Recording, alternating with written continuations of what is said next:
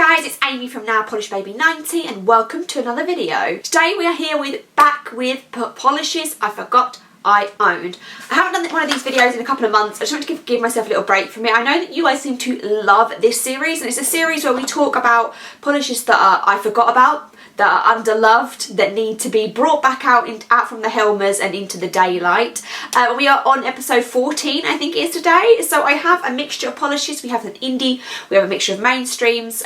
So let's have a look at this round's polishes I forgot I owned. And these two may be a surprise to you, but these are polishes in my China Glaze collection that I have barely worn. I don't think I've ever worn this one. So this is Golden Enchantment and Fairy Dust. Now I know especially Fairy Dust was like the thing a long time ago, maybe even now, and it was one of those first holographic top coats. So it has tiny little particles, little fine glitter particles of silver holographic.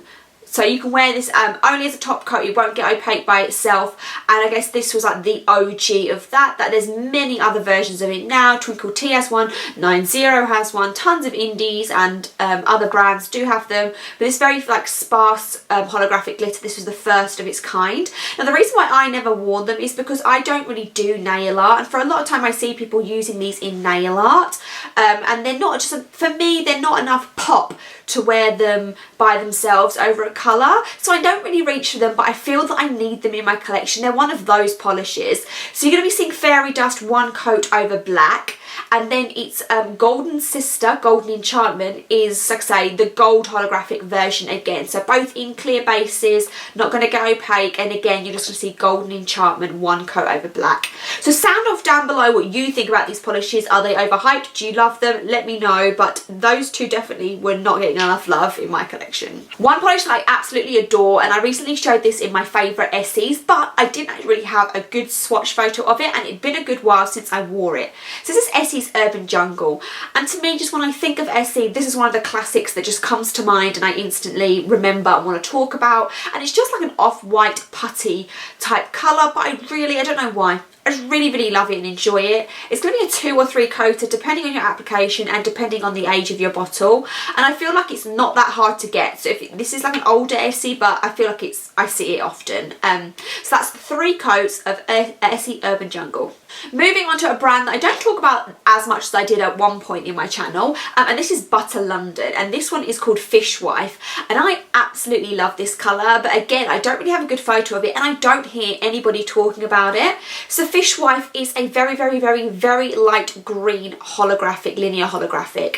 Like I say, it's just like almost like a pure straight up hollow with like 2 drops of green in it. So it's just something a little bit different, and I don't feel like I have this in any other colours, any other brands rather, this colour in any other brands. It's just something really different, and like I say, it's just a Butter London that I don't genuinely hear people talking about that much. And I can do an updated top 10 Butter Londons if you'd like that, because again, I haven't really looked at those for probably a couple of years now, so let me also know if you want to see new top 10 Butter Londons.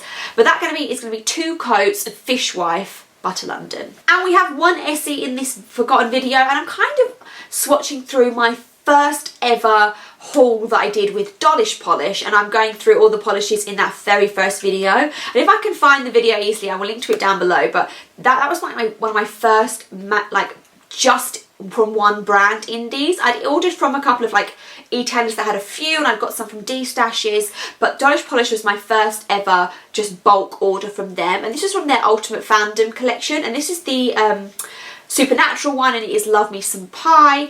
Supernatural is a really big thing in my household. My husband absolutely loves it. It's like it's everything to him, and I obviously have been forced to watch it over the years, and I really enjoy it, so it makes me happy because of that reason. So this is like a cherry pie kind of base, and then you have a mixture of glitters. There's some opalescent, there's black, there's larger kind of cherry-ish kind of sizes, there's smaller ones, there's shredded glitter, so it does kind of look like if you would slice into a pie what you would see, all the jam and the jelly and the juices and all of the fruit and the chunks like that. So I really like this one. It is a 3 coater, and it's just absolutely stunning, and quite a lot of these ones that I'm showing you from Dollish Polish you can sometimes pick up on their clearance bin website, so I will link to that down below for you in case you are interested, as well as the regular Dollish Polish website. So that is another round of polishes I forgot I owned. Let me know if you want me to carry on doing this. I know there's lots of questions for the comments, but leave me loads of comments. Let me know if you still want me to do more more of this series because I definitely have lots more polishes that need to be re-swatched through my helmets, and I'd like to look at some of my older indies, so I'm up for it if you're up for it. Give me a thumbs up, subscribe, and I will see you soon.